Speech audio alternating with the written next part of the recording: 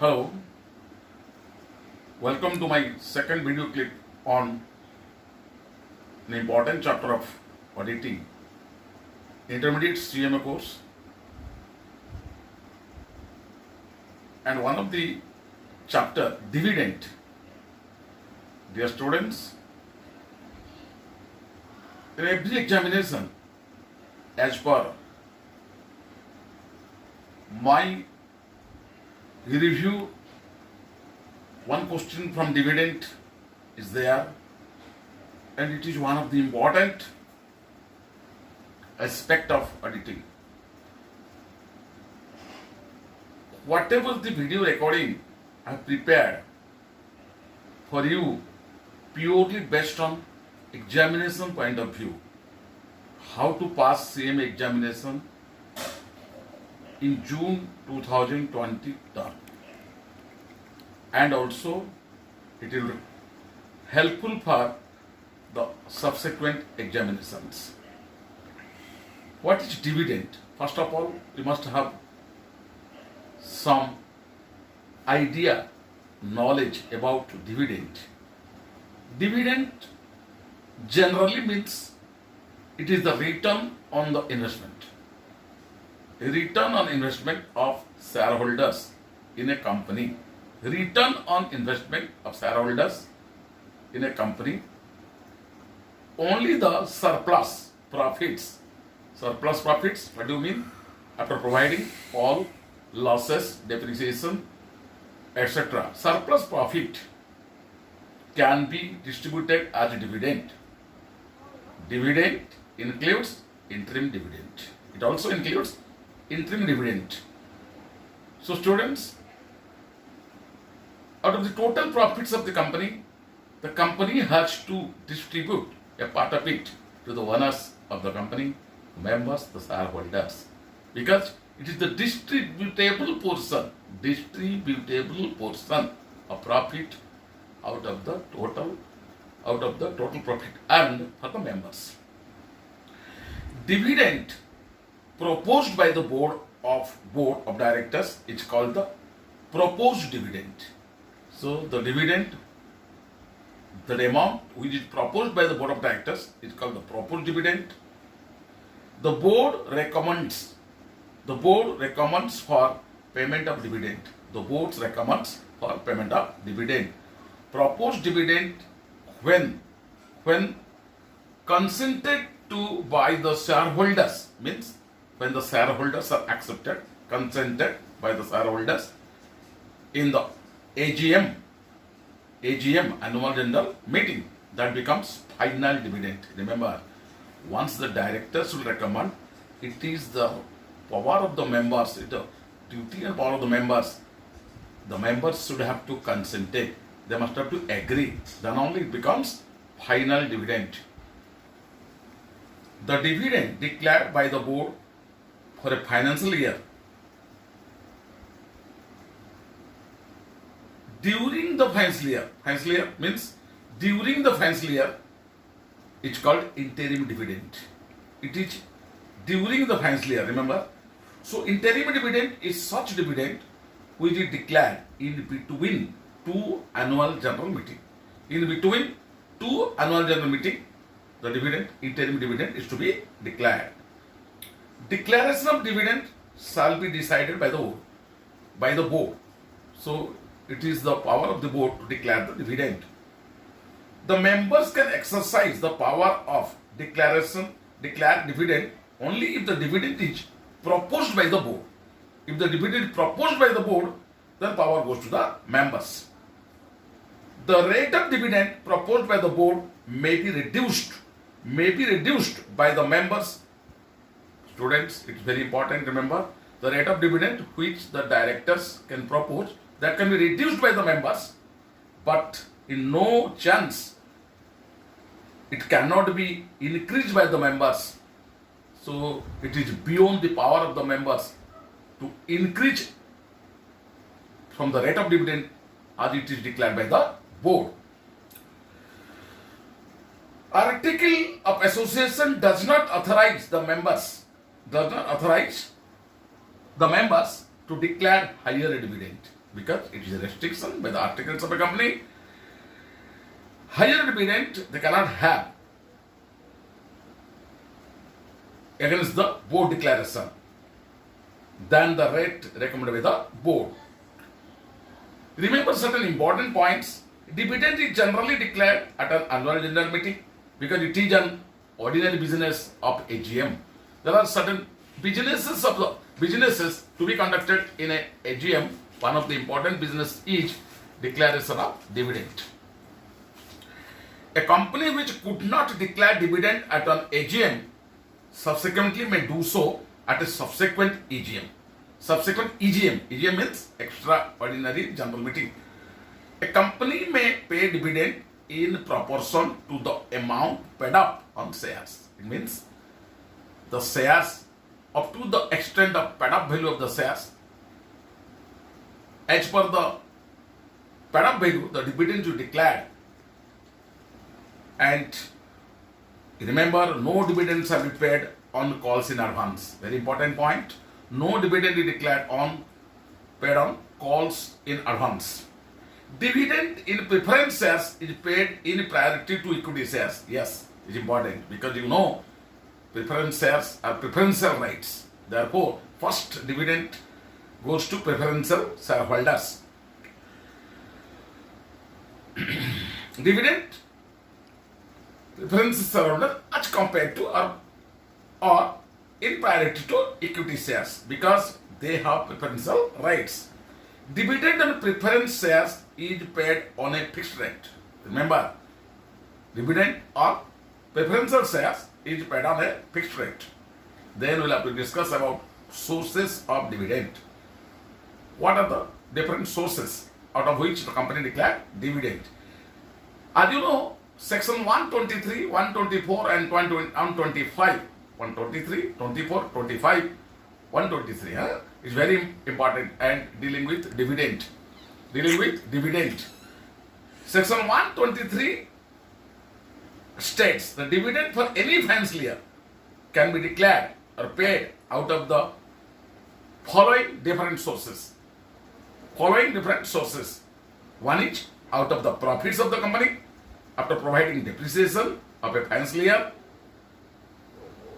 that is current financial year, after providing depreciation of the current financial year. And secondly, from the profits of any previous financial years, that is accumulated profit, if remains undistributed. If the accumulated profit remains undistributed. And third, that is out of both, if it is insufficient, then out of both current profit and accumulated profit. While calculating profit, unrealized gain, notional gains, revaluation of assets are not considered. Profits of revaluation assets not considered. The star point, remember, while calculating profit, unrealized gains, notional gains, revaluation profits of assets are not considered. And the fourth important source is the money is provided by central government or state government where there is inadequacy of profit. The money is provided by state government and central government. Then we will discuss about certain other important points relating to dividend. No dividend shall be declared or paid by a company from its reserves other than free reserves. Again, it is important. Only free reserves are to be used for declaration of dividend. No direct reserves. No company can declare dividends unless carried over previous losses and depreciation. So it is also important, previous losses, depreciation should be first set off before declaration of dividend. If it is not adjusted in the previous years, if it is not adjusted and becomes brought forward, then that is to be set up first. The dividends shall be paid to the registered shareholders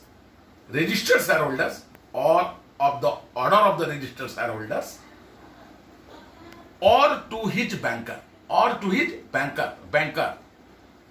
No dividends shall be payable except in cash, but by issue of check, electronic mode, ECS system, electronic clearance system, are permissible towards payment of dividend.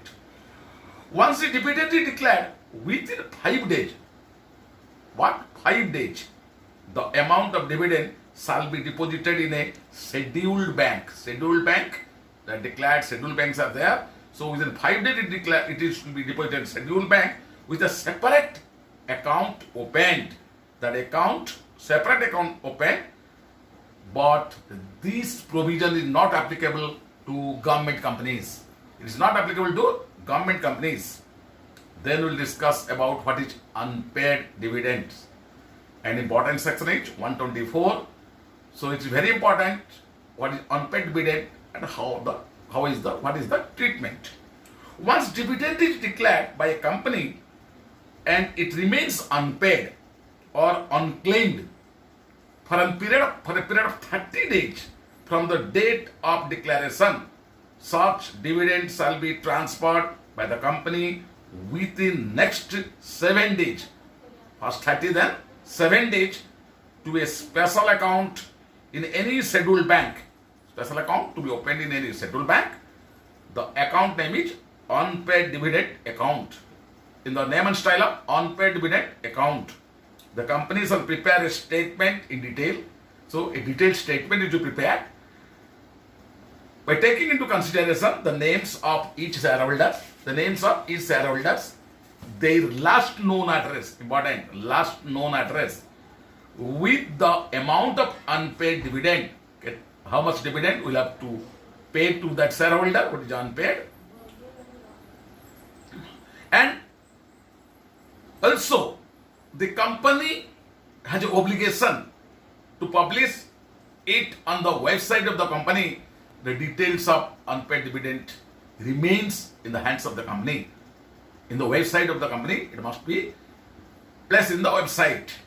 The statements have been proposed, the statements have been prepared and placed on the website within 90 days of the transfer of the amount transferred to unpaid dividend account. So 90 days, friends, within 90 days, it must be published in the website of the company. If the company fails to transfer the unpaid or unclaimed dividend, if the company fails to transfer the unpaid or unclaimed dividend to unpaid dividend account, if it is not to be transferred to the unpaid dividend account, the company shall be liable. What I mean to say, the company shall be liable to pay interest at 12% per annum. 12% interest देना पड़ेगा, 12% per annum. The money transferred to the unpaid dividend account and remains unpaid there for 7 years. Remember, 7 years. If it remains unpaid in the unpaid dividend account for a period of 7 years or more from the date of transfer, that amount shall be transferred by the company along with interest, if any, to the IEPF. IEPF means Investors Education and Protection Fund. Investor Education and Protection Fund, established by the central government. The company with a detailed statement transfer to the authority. Detailed statement means shareholders' detailed address, to whom it is to be paid, last known address, amount to be paid, detailed address with detailed amount, it will be transferred to the authority. If any company who is in default, to comply the above provision, the company shall be punishable with a fine not less than 5 lakhs. Today the penalty is not less than 5 lakhs and can be extended to 25 lakhs. Every director of the company in default, shall be punishable with a fine, shall not be less than 1 lakh, can be extended to 5 lakh. The company 5 to 25 lakhs and director 1 to 5 lakhs.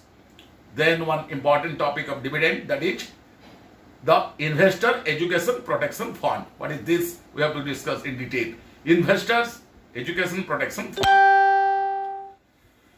So students, remember section 125. So what we have covered now? 123 fundamentals, 124 unpaid dividend, 125 IEPF, Investor Education Protection Fund. This fund is established under Section 125 of the Companies Act. The fund is established by the central government. Remember, power is of central government.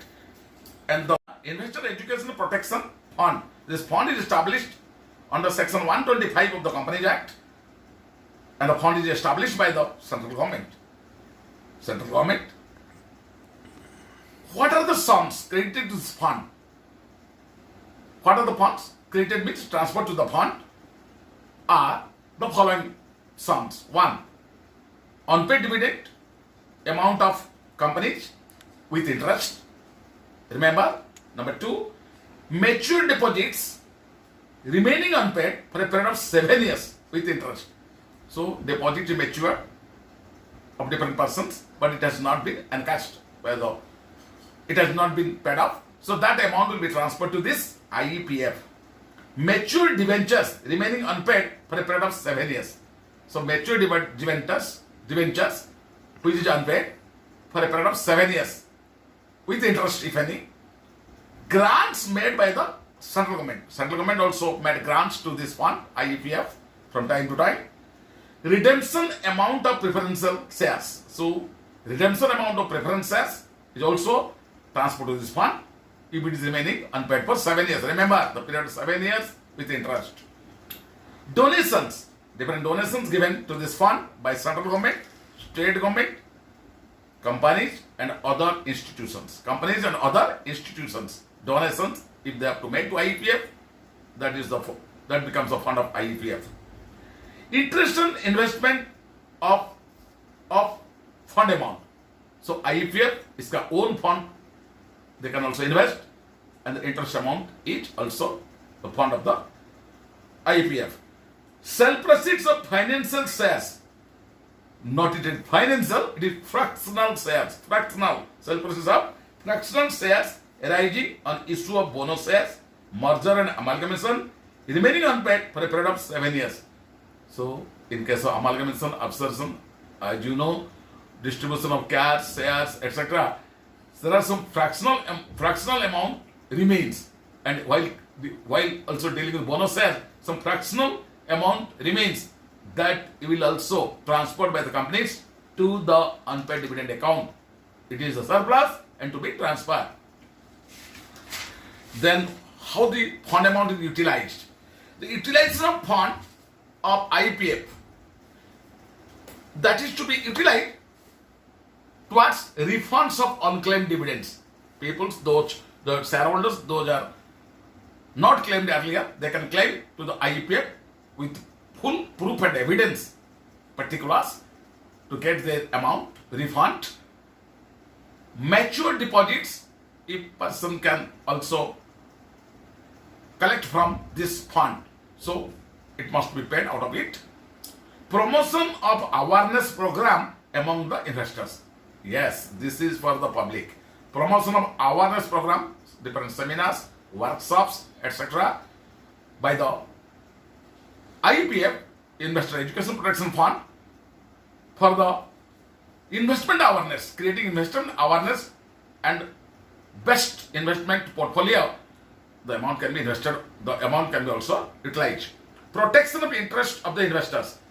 Another important is protection of interest of the investors. For investors, interest protection, this fund can be utilized. And also reimbursement of legal expenses and other expenses incurred. IEPF का जो expenses होता है, legal and other expenses, the fund can also utilize. The amount can also utilize. Then we have to discuss about some certain important other points. The central government constitute an authority for the administration of the fund. That is called how to administer the IEPF. It is the power of the central government to constitute an authority for the administration of the fund. The authority consisting of a chairperson with other 7 members. A chairperson and other 7 members and a chief executive officer, CEO. Chief executive officer, CEO appointed by the central government. The central government also appoints and provides other officers, employees as it deemed fit for the proper control and management of IEPF. Their own officers, the central government, will have to send to this IEPF.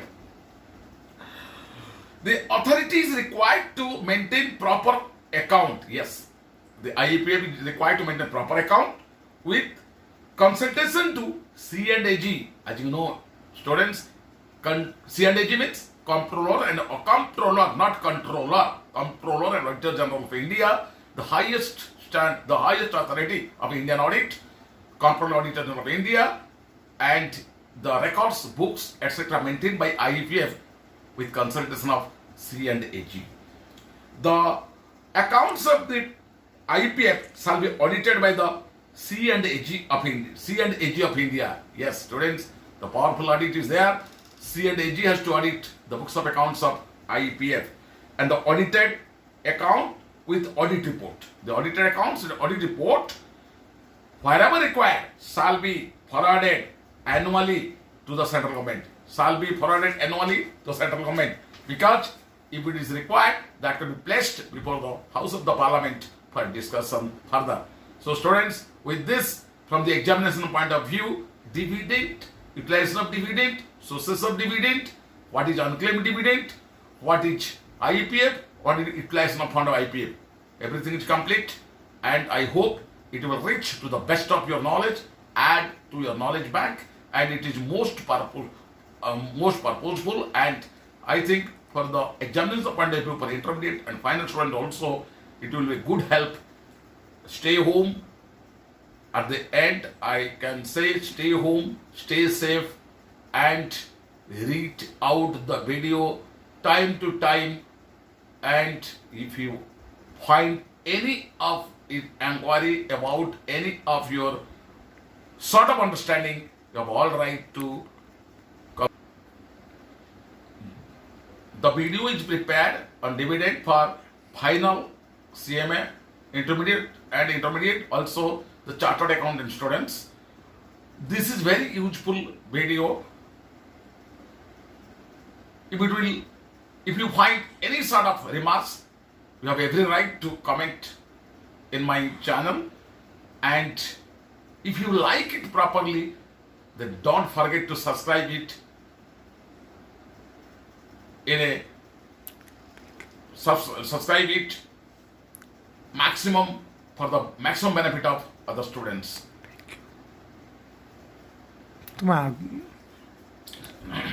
So stay home and stay safe. Once again, it is my sincere advice to stay home, stay safe, and read perfectly, because it is purely good time, important time for study without any disturb and without any work also. So only teaching is the solution. So eat, sit and read. That is my advice. Thank you.